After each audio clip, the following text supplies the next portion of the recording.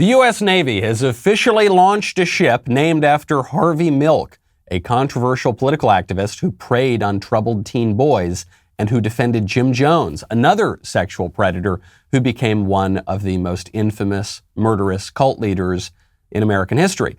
To top it all off, the official ceremony was presided over by a man who thinks he's a woman. Paula, would you please christen the ship? States of America, I christen thee Harvey Milk.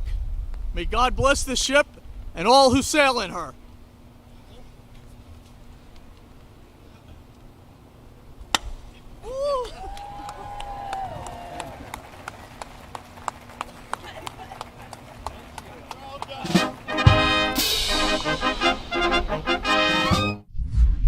The USNS Harvey Milk. If you think we're living in clown world, you're right.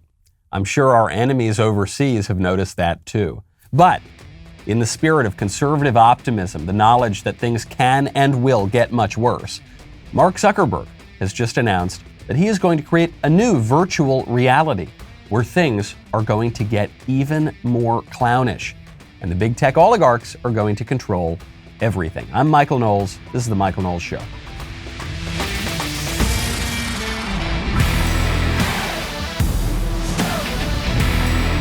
Welcome back to the show. My favorite comment from Friday is from Jim Lubke, who says, this is referring to that weird Microsoft presentation and really a lot of email signatures now where people acknowledge that they're on tribal land.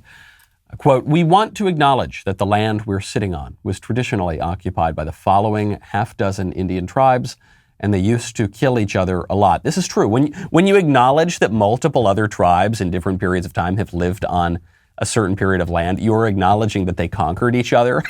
And you say, that's all good, that's fine, that's wonderful. But the fact that we conquered some land or bought some land or took some land after other people left, that of course would be unacceptable because we Westerners, we're evil, but all the other people, they're really, really great. The country just seems to be splitting up, cracking up. And you're seeing this reflected even economically, inflation going through the roof, which is why now might be a good time to take a look into Acre Gold. In our increasingly abstract, virtual, dynamic, and chaotic world, it's good to hold on to something that has value, a tangible physical thing, like physical gold. Now, you might be thinking, well, I can't invest in physical gold because physical gold's expensive and I don't have that much money lying around.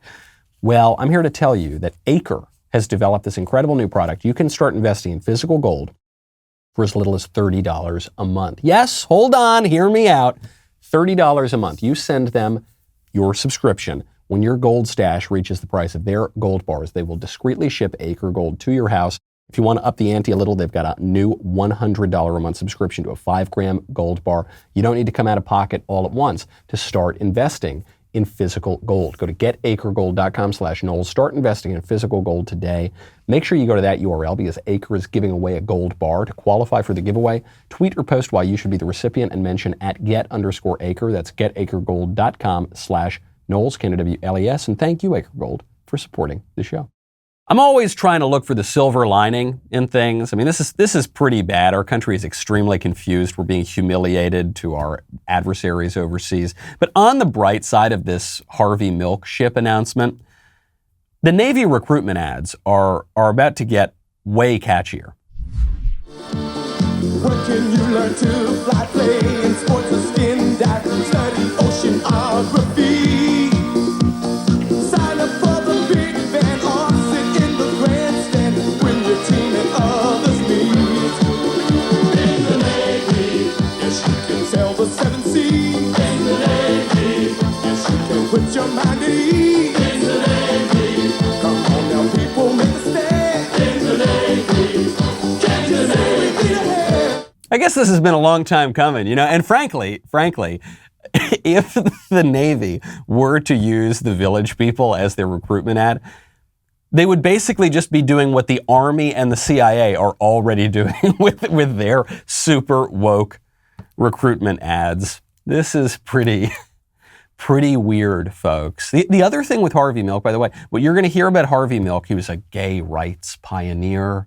He was murdered martyred, really, for his sexual desires. And that's not true. Harvey Milk was killed.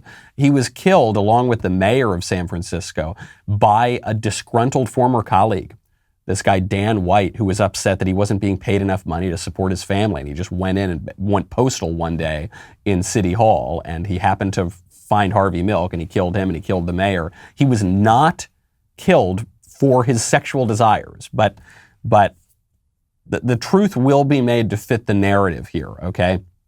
That's the power of narrative. Harvey Milk was a degenerate. I mean, this guy would prey on homeless, runaway young boys well below the age of consent, and he was a sexual predator toward them. He was a great defender of Jim Jones, who killed all those people in Guyana by making them all literally drink the Kool-Aid. That's where the expression comes from. He was defending him to President Jimmy Carter. I mean, he was not a good guy, okay? He was not a good guy at all.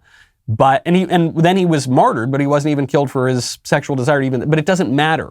The reality of Harvey Milk will be wiped away, will be completely transformed for the narrative of liberation, specifically for the narrative of sexual liberation, which we're now told is one of the most important themes in American history. It's being able to sleep with whomever you want, being able to identify with whatever sex you want, being able to invent a bunch of new genders, and this has now affected the military. Navy jokes aside, this is a new advancement of radicalism in the Navy.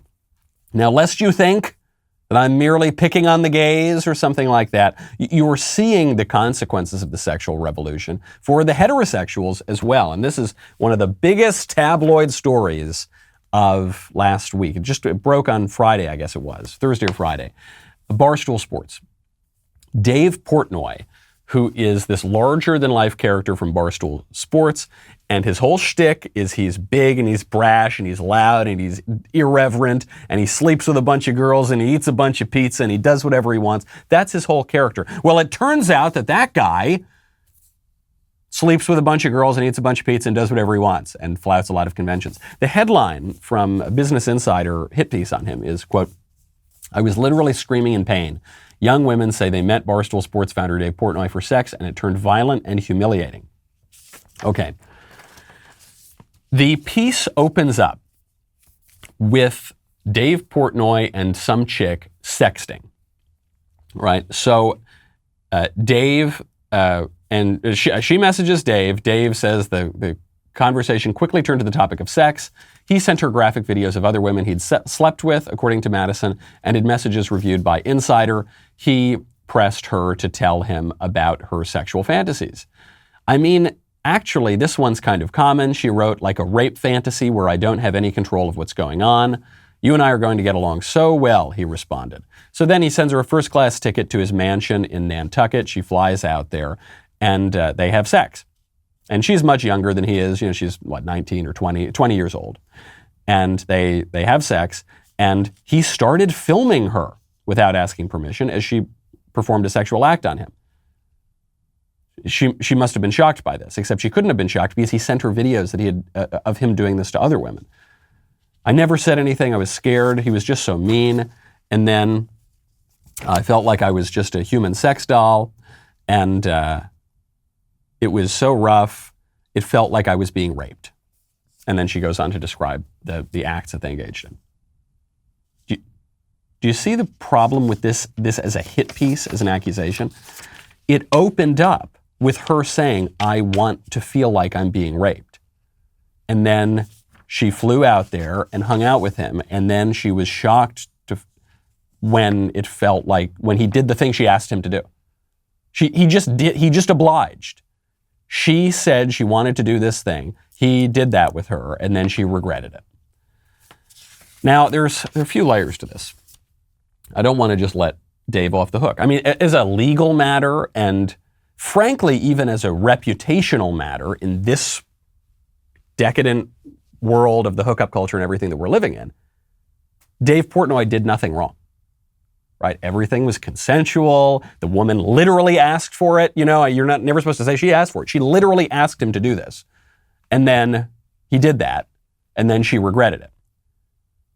But there's a deeper level here. That's the libertarian level. That's the level of consent.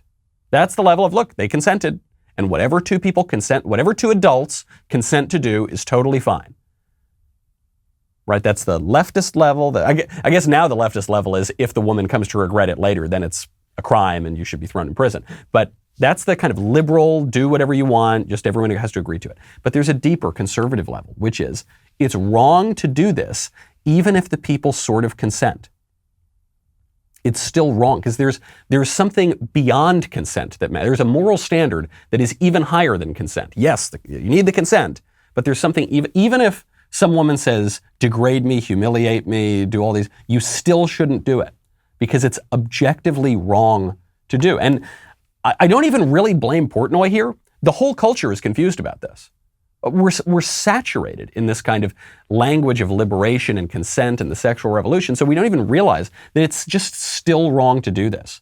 And it's degrading and it's humiliating. And people don't even really desire it. There's a difference between what they think they desire. This woman thought she desired this rape fantasy and what they actually desire. She hated it. She's like the dog that caught the car. When she got it, she hated it because it's degrading. Okay, we have a lower will and we have a higher rational will. And before the decadence, especially of the sexual revolution, we recognized that. And we pursued the higher will and we suppressed all of our creepy, pervy, weird urges. But in the sexual revolution, we kind of turned it completely on its head.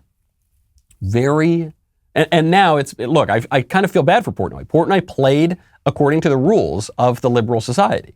And now he's getting burned because the liberal society doesn't like him.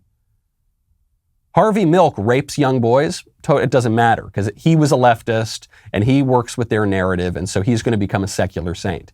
But Dave Portnoy, he's kind of politically incorrect sometimes.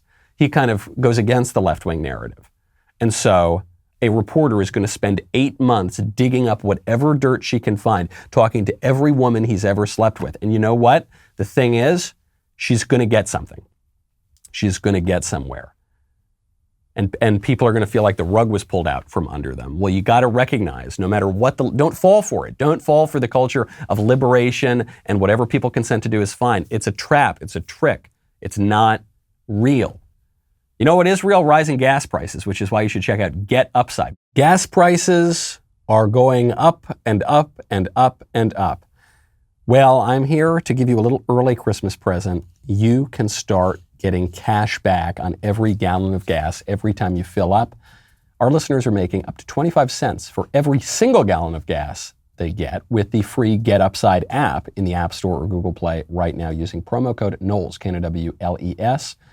You can actually get, using that special promo code, an additional 25 cents per gallon on your first fill up to 50 cents cash back. Do not pay full price at the pump anymore, especially these days. Get cash back using Get Upside. Download the app for free. Use promo code Knowles, Knowles. Get up to 50 cents per gallon cash back on your first tank. Some people who drive a lot are making as much as $200 to $300 per month in cash back. There's no catch.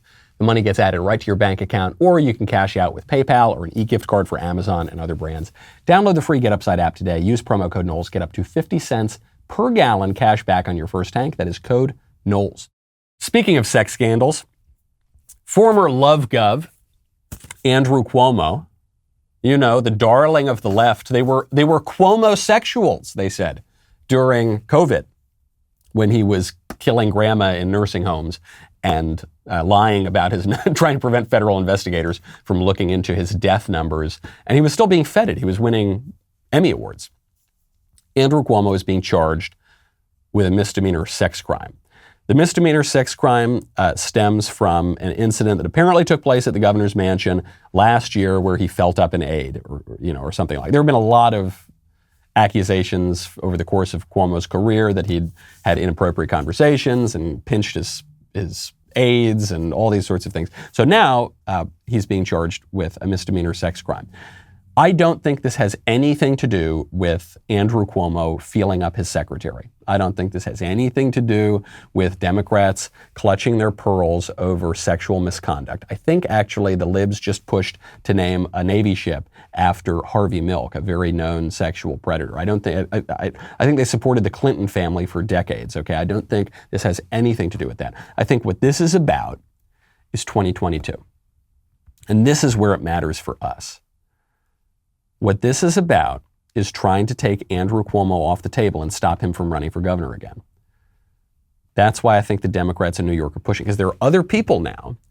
The Democrat governor of New York, the Letitia James, Attorney General of New York, Bill de Blasio wants to run for governor of New York. There are other people who are trying to run for governor, and they want to take Cuomo off the table because Cuomo, believe it or not, is actually still fairly popular in New York. Not popular among politicians who now want to move on from him, but he still has pretty decent approval ratings, all things considered, among ordinary New Yorkers. That's what it's about. And it's why you've got to be a little skeptical of these accusations that come out at these politically convenient times. Now, speaking of weird sex, so much of our culture surrounds weird sex. The real big sexual fight that you're going to see in the next 6 to 12 months is going to be over abortion. More so than usual. Abortion is kind of a perennial fight, but more so than usual because we have a big Supreme Court case coming down the pike that could overturn Roe v. Wade and Planned Parenthood v. Casey. It could obliterate the fictional right to abortion that the Supreme Court invented 50 years ago. And so all of the legal geniuses are coming out and arguing, no, there actually is a right to an abortion. Here's a piece that was going around the internet from The Atlantic headline. No, really, the right to an abortion is supported by the text and history of the Constitution. If the Supreme Court overturns Roe, it will betray this 14th Amendment's promise of bodily autonomy, by David H. Gans. Okay, so in the tweet that the magazine sent out of this article, here is the argument from David Gans. The rights to control one's body, establish a family, and have children necessarily safeguard the right to abortion as a fundamental right. Now, this is really taking sophistry into the realm of the extreme because, one, you don't see these rights, the right to establish a family, the right to have children. You don't see it exactly laid out in the Constitution, though surely people do have these rights. And if people have those rights, then there's really no reason to protect abortion because abortion negates all of those rights. Abortion, the very rights, the purported rights that this guy is citing to justify abortion, abortion takes away. The right to control one's body. Well, abortion deprives someone of the right to control his body, namely the baby. Right? There are two bodies involved. Even abortion proponents have to admit that. They might say that the baby's body doesn't really matter, or the baby doesn't have autonomy yet, or mom has the right to kill the baby because the baby's in her womb. There's some of the really sick ethicists like Peter Singer have made that argument. Well, it's like a parasite, so you can kill a parasite. But still, it's a baby's body. So if a human being has the right to control his body, then abortion takes away that right. The right to establish a family. Abortion disestablishes a family. Right? You are establishing a family, but then when you kill your baby, you're disestablishing that family. So abortion undermines that right too. And then the right to have children. Abortion undermines the right to have children. Abortion causes you to lose children, not to have children. So abortion totally negates all of those alleged rights. I bring this up because you're going to hear a lot of bogus arguments in favor of abortion. And I fear what the squishes are going to do is try to parse all the little tiny nuances and little details of the law. Say, well, actually, if you look at this provision of this commentary that was written on this part of Roe v. Wade or Planned Parenthood v. Casey, and it's kind of missing the point. I think we actually ought to zoom out a little bit. Okay, I think it's perfectly right to make really basic arguments here. It's wrong to kill people. It's wrong to murder people. It's wrong to kill babies. It's wrong. If you're going to cite a bunch of BS to justify your right to abortion, then you need us to recognize, or you need to allow us to point out that abortion negates all of those rights. If you're going to call it reproductive health, you've got to let us explain how it's actually the opposite of reproduction and the opposite of health. You can make it's kind of like there's this meme of the IQ curve. At the bottom is like the really dumb guy with a really low IQ, and he just goes like, duh, it's wrong to kill babies, duh. And then in the middle, there's like the midwit types, and they say, well, actually, no, you have a right to bodily autonomy and to establish this and to do this, and the 14th Amendment implies that you have and that this amendment implies you have a right to privacy, and therefore you can kill your baby, blah, blah, blah, right? And it's all these egghead idiots from like Yale Law School. And then you get to the really top end of the IQ curve, and it's this real genius type guy, and he just goes, it's wrong to kill babies. babies. It's just wrong. It's just wrong. It actually is that simple. But you're going to hear a lot more of these crazy arguments as we get closer. You're going to see it on SNL. There was one of the weird, not that I watch SNL, okay, no one watches SNL anymore, but this was making the rounds.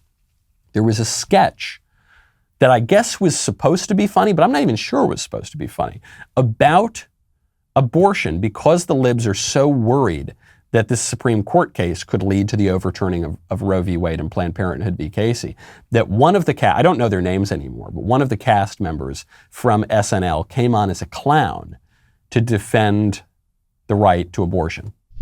Did you know 1 in 3 clowns will have a clown abortion in their lifetime? You don't, because they don't tell you. They don't even know how to talk to other clowns about it. Because when they do talk about it, if you were a clown who wasn't the victim of something sad like clown cess, they think your clown abortion wasn't a righteous clown abortion. I mean, what the dick is that? Pull my finger. No. Laugh. I need it. I need you to laugh so hard. Like the way I laughed when the doctor asked if I got pregnant on the way over to the clinic, because I wasn't very far along. And that is one of my favorite jokes to this day. I love that joke. It's such a good joke. Not like a funny ha-ha joke, but like a funny, you're not an awful person and your life isn't over now joke. The best kind. A honka-honka.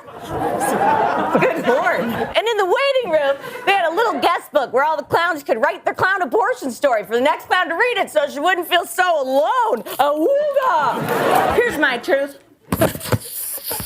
I know I wouldn't be a clown on TV here today if it weren't for the abortion I had the day before my 23rd birthday. Clowns have been helping each other end their pregnancy since the caves. It's going to happen, so it ought to be safe, legal, and accessible. We will not go back to the alley. I mean, the last thing anyone wants is a bunch of dead clowns in a dark alley. This is so sad. So I guess I guess it's supposed to be funny, you know, then the clown, when she says clown, she's just referring to women. And I guess it's supposed to be, is it supposed to be funny? Or is it the new Hannah Gadsby type of humor, which is, it's the new comedy, it's called tragedy. It's really sad and weird. This woman is saying, I'm really happy with my decision and I'm glad. She seems to be insinuating that she herself had an abortion at 23. And she's saying, I'm okay with it and I'm really happy with it and it was a great decision. But she doesn't seem okay, does she? She seems like the opposite of okay. She seems psychotic. She seems like it led her to have a mental freaking breakdown that's happening on TV right now. She says, you know, if I didn't have an abortion, I wouldn't be a clown on TV right now. Right, you'd have a good life instead of a bad life. Instead of literally being a clown and humiliating yourself and degrading yourself and having a mental breakdown on TV, you would have a good life with a family. And people make bad decisions. I know many, not many, I know a lot of women who have had abortions. Some have had multiple abortions, and it harms them. It harms the baby, obviously. It harms them. And there are so many lies about abortion in the culture that they don't realize how bad it's going to be. And you're going to end up like this lunatic woman on TV who is clearly still trying to process this trauma that happened to her and that she perpetrated as well. She's obviously not okay, and she's trying to justify it with these bogus lines about how lots of women died in back alley abortions. It's just not, it's completely made up. That did not happen. Dr. Bernard Nathanson was one of the abortion leaders who pushed these statistics about all these women in back alley abortions dying. Didn't happen. It was very few, it was a couple to a few dozen who would die in the year before Roe versus Wade, before medical technology was advanced, and roughly the same, you roughly had the same likelihood of dying from a legal abortion and an illegal abortion, so it was just complete BS. Do you want to, it was a really illustrative moment. Do you want to end up like that woman? Do you want to end up as a crazy clown on TV, or do you want to end up as a stable, happy, normal person? You know, so we all have problems. We all carry a lot of tension in our lives. You want to remedy some of that physical tension, I would strongly recommend you check out Homedics. Since I was but a wee young lad, I've had some back problems. Okay, it affects a lot of people. And I never knew exactly how to fix it. You know, you do this stretch, use this product. Well, I've got an amazing solution. HomeMedics. They've got a whole line of massage products, from a massage gun with built-in hot and cold technology to a massage cushion that lets you lie down or sit up depending on your therapeutic needs. That's my favorite one, actually. They've also got a 3-in-1 foot massager with vibrations so powerful that it loosens the muscles in your legs and lower back. I have one complaint, though, about HomeMedics, and this is I want to be as transparent with you as I can be. HomeMedics is so good that if you bring it into, for instance, your office at the Daily Wire, your staff members will steal it from you. This is my only complaint. I love my HomeMedics. I love the foot massager. I love the massage cushion, except I don't have it anymore because my freaking staff members stole it from me. It's just that good. I guess I need to get another one. Luckily, they're not very expensive, so you can get more. Whether you're dealing with chronic pain or just looking to help your muscles recover from a workout, we've got good news. Right now, if you go to homemedics.com/Knowles, use promo code Knowles, you will receive a free portable phone sanitizer when you buy $100 or more in massage products. $60 value, HOMEDICS.com/Knowles. Use the promo code Knowles for your free portable phone sanitizer with a $100 massager purchase. Last week, the Daily Wire made one of the biggest announcements we will probably ever make, and it is that we are filing a lawsuit against the federal government. The Daily Wire's lawsuit was filed by the Dillon Law Group and Alliance Defending Freedom in the Sixth Circuit Court of Appeals. The lawsuit alleges that the Biden administration lacks constitutional and statutory authority to issue the employer mandate that everyone take the Fauci ouchie. It also alleges that the mandate failed to meet the requirements for issuing a rule taking effect immediately without the normal process of considering public comments. The Biden administration has warned that companies that do not comply with this federal overreach can be fined as much as $136,000 per violation. Basically, no company can weather that. That's why we need your help. If you're not a member yet, please consider joining us today. If you go to dailywire.com/subscribe, enter code do not comply at checkout, you'll receive 25% off your membership. You will be fighting this unconstitutional mandate with us. We appreciate your help, and we will not comply. You know, we're trying to churn a lot of stuff here. We're trying to put out a lot of content, okay? We've got some more exciting news here. We're launching Daily Wire now, which means you'll be able to stream all your favorite Daily Wire shows on Vizio Smartcast. Tune in to watch Candace discuss current events with guests ranging from Donald Trump to Dana White. Catch one of your favorite hosts. I don't know, I'm not naming names, but very possibly yours truly. There's always something interesting to stream. Watch Daily Wire now, exclusively on Vizio Watch Free Plus streaming app on channel 162 to access the content you love 24 hours a day, 7 days a week, only on Vizio Smartcast. We'll be right back with a lot more.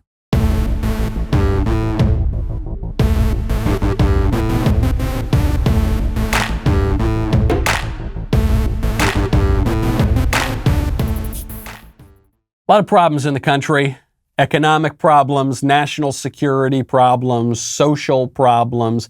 We don't have trust in our institutions anymore. A lot of issues. We're naming ships after U.S. Navy ships after sexual predators and cult leader defenders. We got a lot of problems.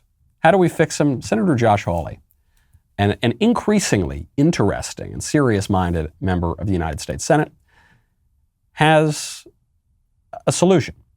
Young men need to stop wasting their time on porn and video games. What's a man? Well, a man is a father, a man is a husband, a man is somebody who takes responsibility. As conservatives, we've got to call men back to responsibility. We've got to say that spending your time not working, and we have more and more men who are not working, spending your time on video games, spending your time watching porn online while doing nothing is not good for you, your family, or this country. You know, people are going to make fun of him and call him the church lady and say, oh, here we go. We're going to hear about the video games and the violence and the porn. And okay, church lady. But of course, Josh Hawley is completely right. Wasting your time, hours and hours and hours on video games, looking at porn. I don't want to sound holier than thou. Really, quite the opposite.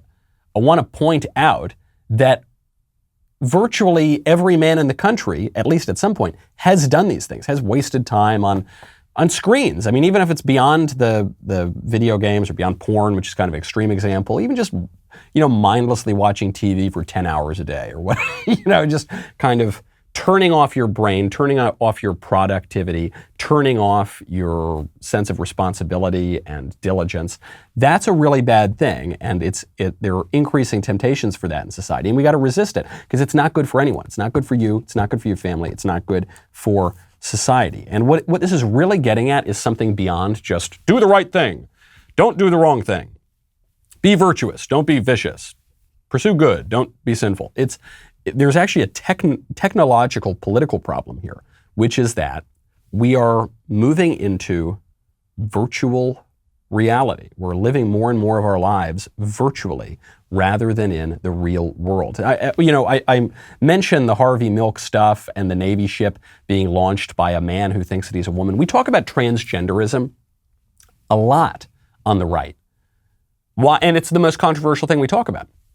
I was attacked at a speech at University of Missouri, Kansas City, not for any of the actually somewhat controversial things I've said at speeches before, but for the most basic one, which is that a man is not a woman. Why? What is that issue about? Well, James Poulos, one of the writers over at Claremont, has this theory that I think is correct, that transgenderism is less about sex as an end unto itself and more a foothold into transhumanism, meaning it's a way to transcend our ordinary human limits in the real world and basically all become weird cyborg robot type things. And I do think there's quite a lot to that. The denial of one's body, the denial of the significance of one's body is obviously the centerpiece of transhumanism and, to use a new word that was coined by Mark Zuckerberg last week, the metaverse.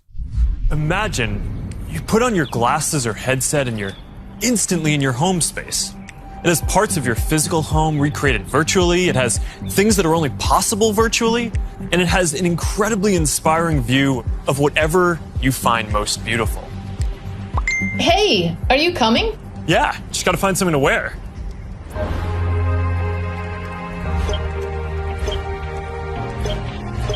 All right, perfect. Oh, hey, Mark. Hey, what's going on? Hi. What's up, Mark? Hey guys, we're all hanging out in the metaverse. And if you didn't see the video, so it's all these people who have avatars that look like themselves.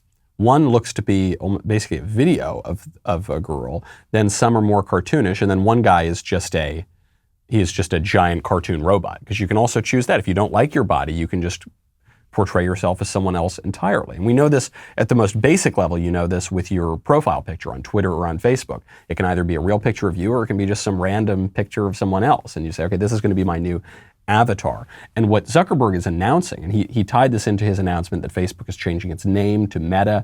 He said there's going to be this whole new experience where we're going to live in the metaverse. We're going to put on our virtual reality headset and we're going to hold our virtual reality controllers and we're not going to go to the bar anymore and we're not going to go to our friend's house anymore. We're going to sit in our pods and we're going to play a really, really elaborate video game with our friends. And it's going to be great. What if your friend is on the other side of the world? Well, you can instantly connect with them. You can hang out with them. Not in reality, but in the metaverse. Doesn't that sound fun? Doesn't it? I mean, to me, it sounds like a horror movie. It sounds like a 1980s dystopian horror movie that's about 5 seconds away from the Terminator. But to a lot of people, I think it sounds great. Oh yeah, I've got, my friends. Now, look, we don't even go to the office anymore. I don't really need to see people. We'll just communicate virtually, and that'll be a lot of fun. My friend Spencer Clavin, also at Claremont, made this point, which is, what is so wrong about this? The thing that we all know, we all kind of have a hunch that something's really wrong about it, but maybe we can't quite put our finger on it, is that the move from reality to the metaverse is tantamount to us saying, who wants to live in this world created by God when we can live in a world created and controlled by Mark Zuckerberg? Right? We live in reality right now. We've got our physical bodies and we go and move in 3 dimensions. And this is a world that was created and is sustained constantly by God. But a lot of people don't like this world because there's suffering in this world. There's pain in this world. There are limits. There are social mores and taboos.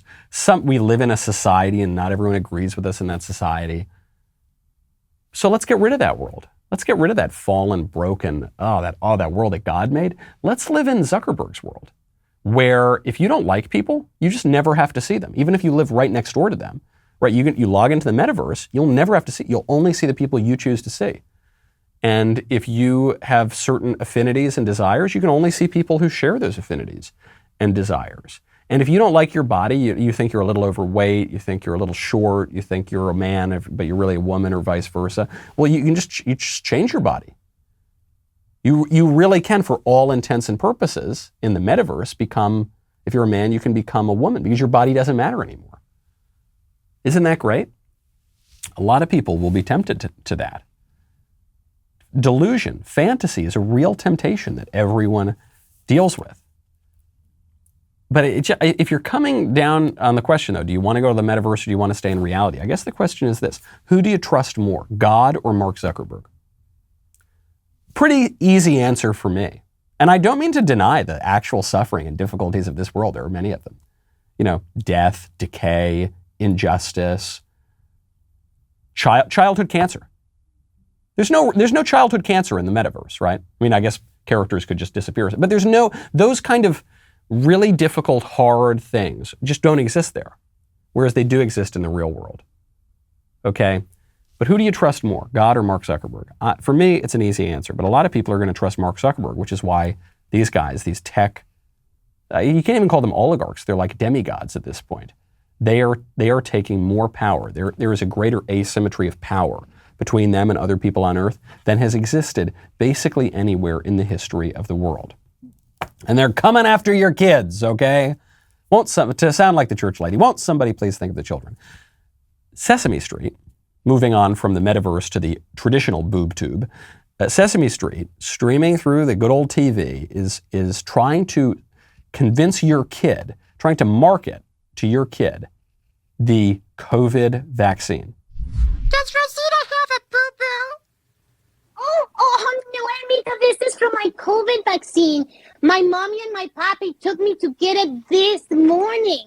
Mm-hmm. Oh, Rosita, that's great. Getting the COVID vaccine is a great way to stay healthy.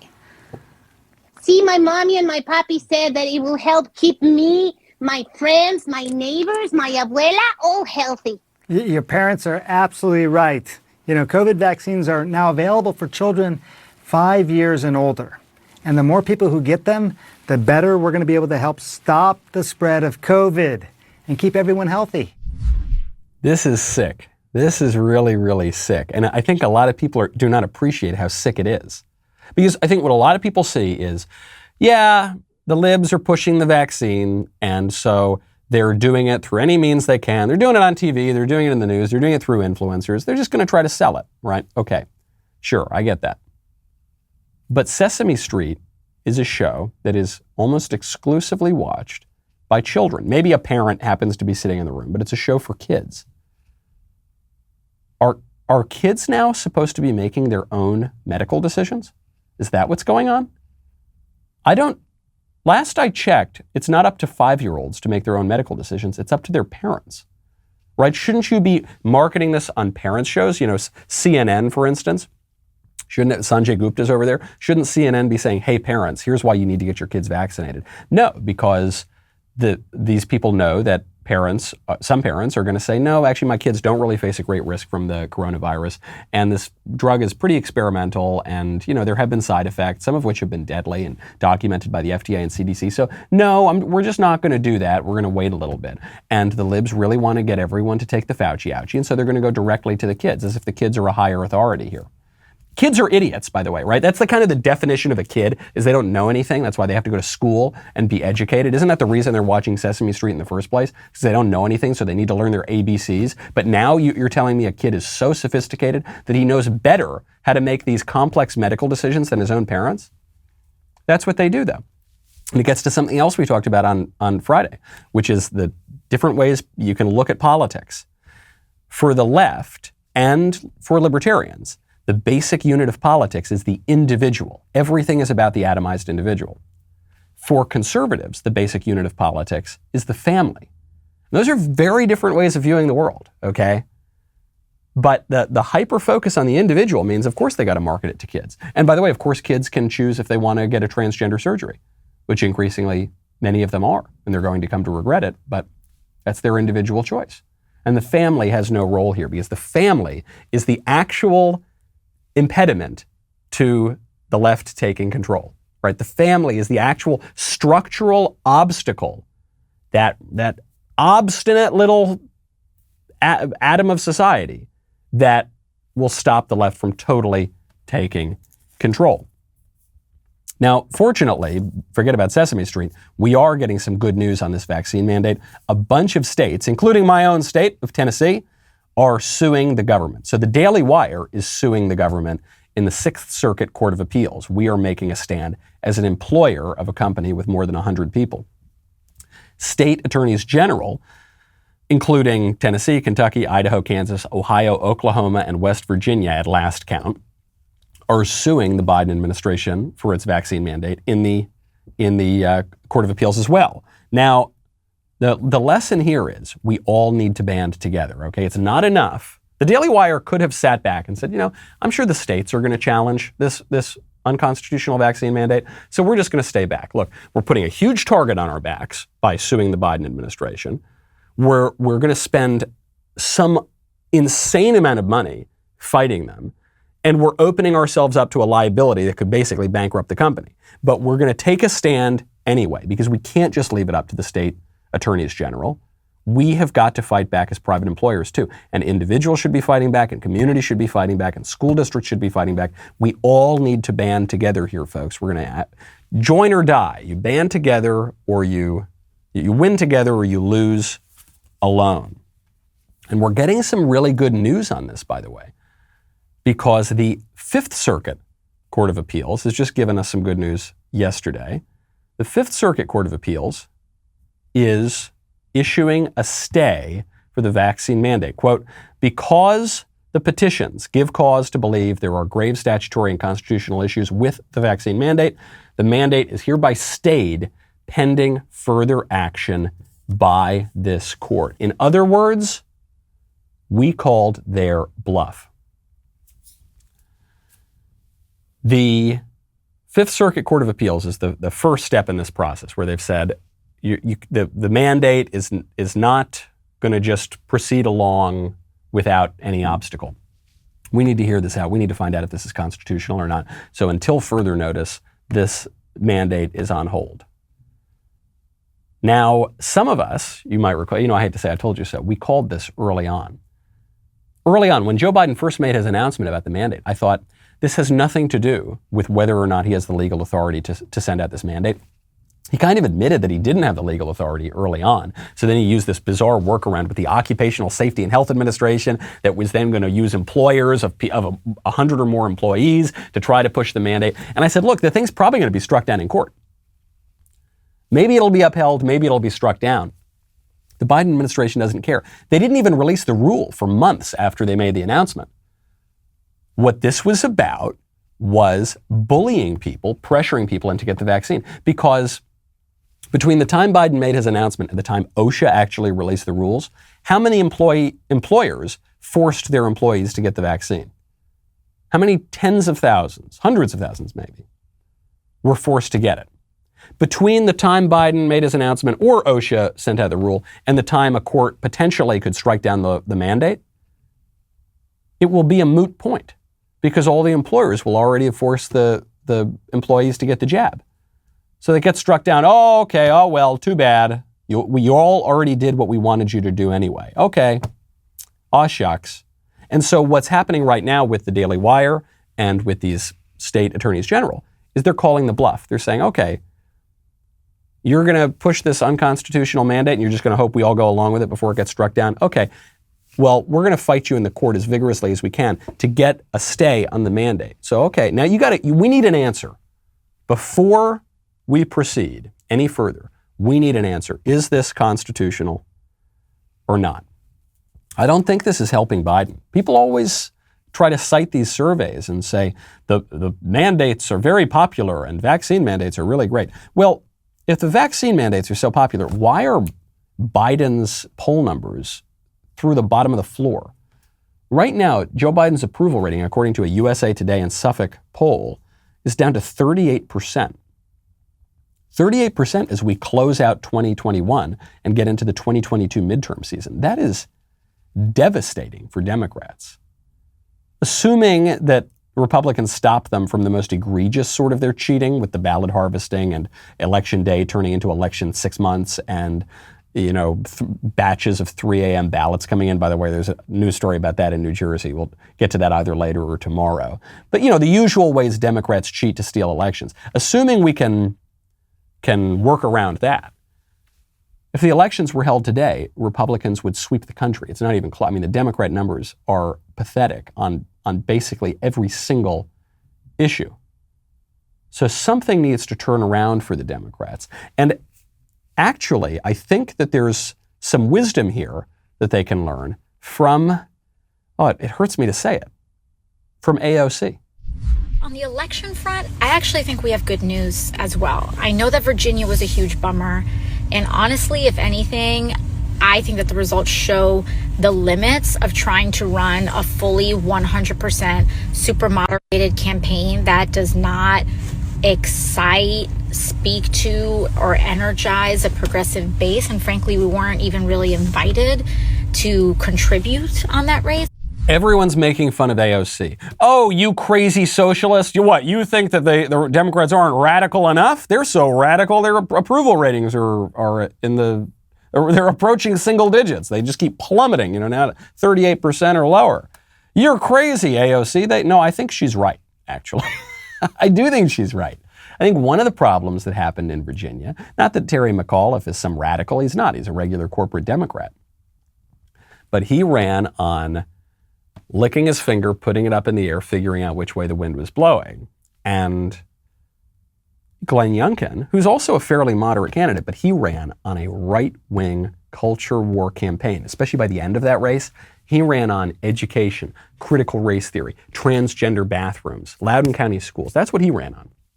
Red meat, serious, important culture war issues. And AOC's looking at this and she's saying, why don't Democrats do that? They probably should. You got to be careful with it. It's not just that you need to find the most bloodthirsty, far extreme candidate and run that person.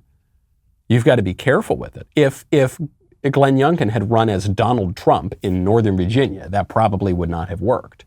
But if Glenn Youngkin had ran against, I don't know, if he had run on traditional marriage and overturning Obergefell and getting rid of the new definition of marriage, he probably would have lost by a lot. If he had run on that kind of a social issue. If he had run even on abortion, I think he probably would have lost.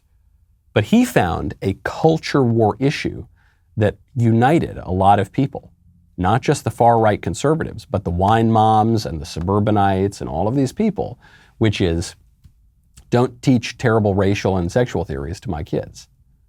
And that worked. And I think Democrats could probably learn a lot from that. Right now, though, they're just running on the ruling class. They're just saying, yeah, just trust us. We're doing great. Right now, the energy secretary for Joe Biden was asked what she has to say to people who are worried about rising gas prices, who are worried about heating their homes and filling their cars this winter. And her answer was to laugh at them. In Sturgis, Michigan, it is $2.89 a gallon. I guess that's better than in California. What is the Granholm plan to increase oil production in America? Oh my God. That is hilarious. Would that I had the magic wand on this. As you know, of course, oil is a global market. It is controlled by a cartel. That cartel is called OPEC, and they made a decision yesterday that they were not going to increase beyond what they were already planning. You can't heat your home. You can't fill your car. It's the funniest joke I heard since SNL. It's a clown world is what we're living in. We're living in a clown world where the ruling class is increasingly divorced from reality. And that's really bad for our country when our rulers don't have any kind of grip on reality and they're laughing like a bunch of clowns. But I think the one positive, the one silver lining here is a lot of Americans across a lot of different demographics are recognizing that they have a much better hold on reality than the ruling class does. And the upcoming elections are going to be about that. It's not just going to be about taxes going up and down. It's not just going to be about the normal political issues. It is going to be about much more fundamental questions. What is our country? Who are we? What do we stand for? What is true and what is false? And do we have to keep living in a clown world? I'm Michael Knowles. This is The Michael Knowles Show. I'll see you tomorrow.